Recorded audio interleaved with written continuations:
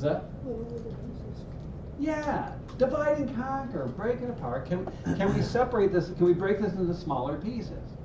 You say, oh, well, sure, because there's pre and amble. Oh! Have you ever heard the word preamble before? Yes, in networking. And it's in the Constitution. Yeah! So when I first started this morning, I'm like, oh, nobody's going to know what this word is. And then somebody said, oh, yeah, I've heard of it. And I'm like, really? How many people have heard of the word preamble before? And like, I was amazed at how many hands went up. And then I realized, and somebody said, oh, yeah, the Declaration of Independence, the Constitution. And we talk about the preamble. That's the part everybody learned, right? So, well, that's great. What does that mean? What makes the preamble a preamble? Well, It's before the amble. oh, because pre as a prefix, see what we did there? Pre as a prefix means before. And then what does amble mean?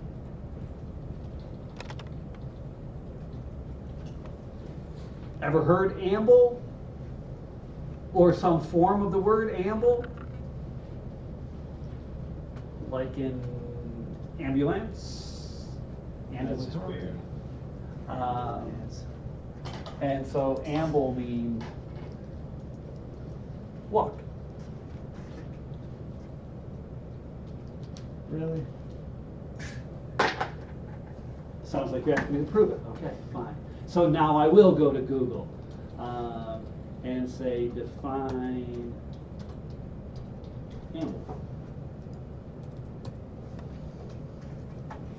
To walk or move at a slow, relaxed pace. Let's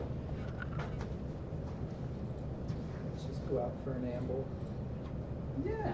He ambled about.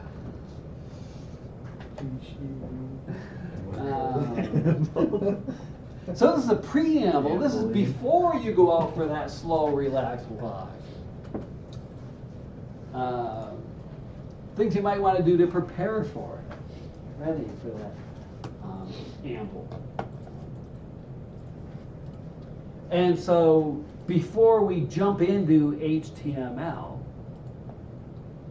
we'll have this preamble that says what type of document it is.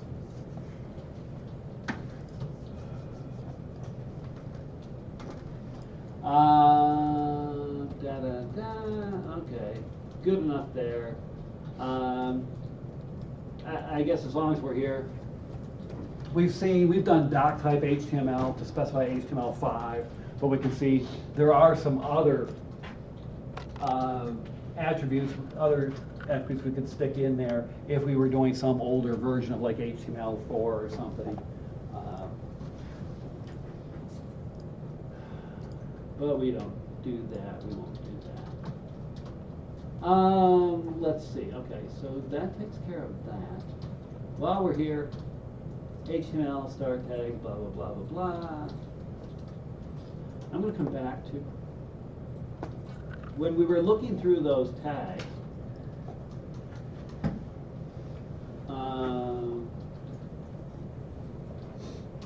And I don't know where you are in the list yet. Halfway through, looking at all the tags and trying and playing with each one. I don't know about each one.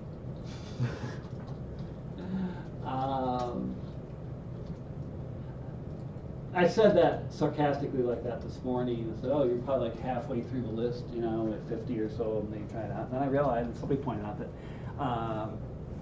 if you spend a reasonable amount of time on each one playing with it, 50 would be a lot at this point, even.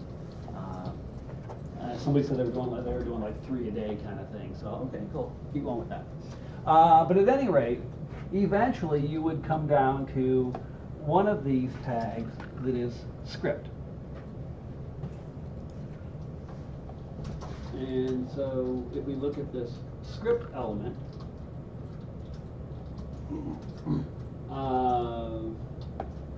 we see that it fits in this category of metadata content, flow content, phrasing content, script supporting, which we haven't really had a chance. I keep saying one of these days we'll do it. So, hey, why not today? So we go to the categories here. Oh, I don't want to do that yet because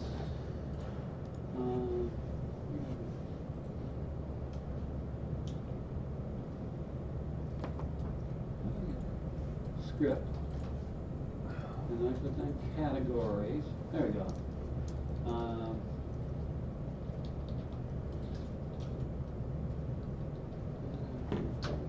Attributes, content models. There we go.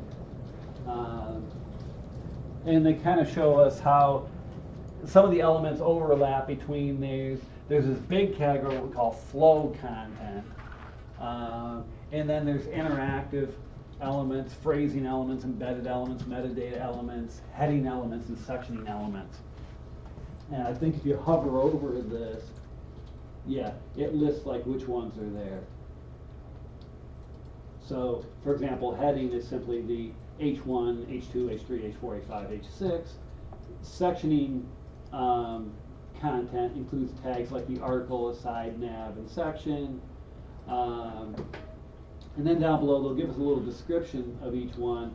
For example, metadata content is content that sets up the presentation or behavior of the rest of the document, or sets the relationship of the document with other documents.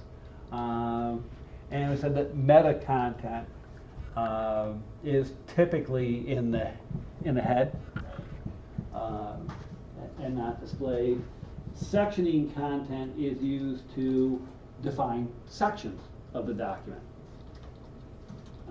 And so you can think of a document that might have a compilation of articles in it if it was like a magazine kind of thing, asides, when we have like sidebars and things, sections, heading content we just mentioned there, phrasing content, which is the text in the document with its markup. So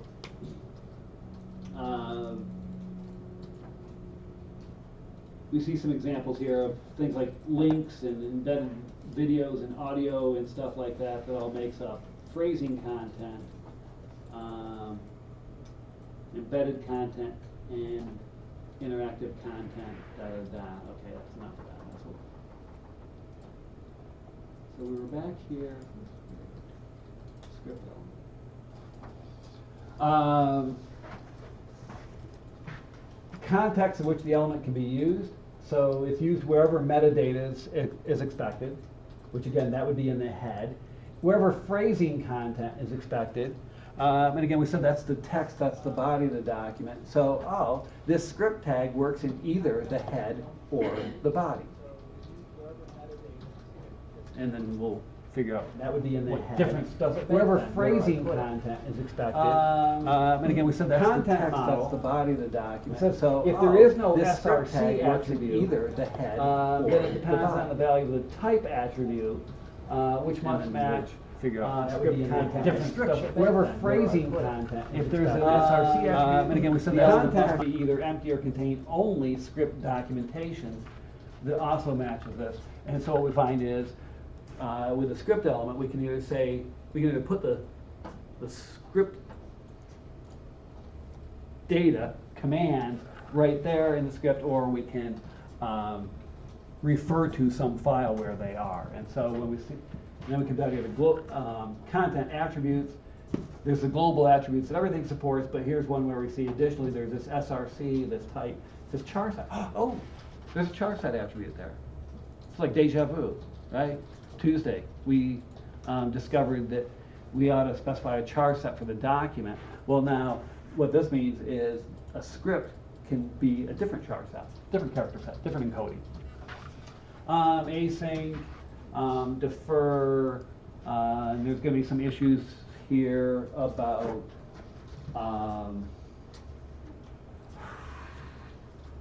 when does this script get executed?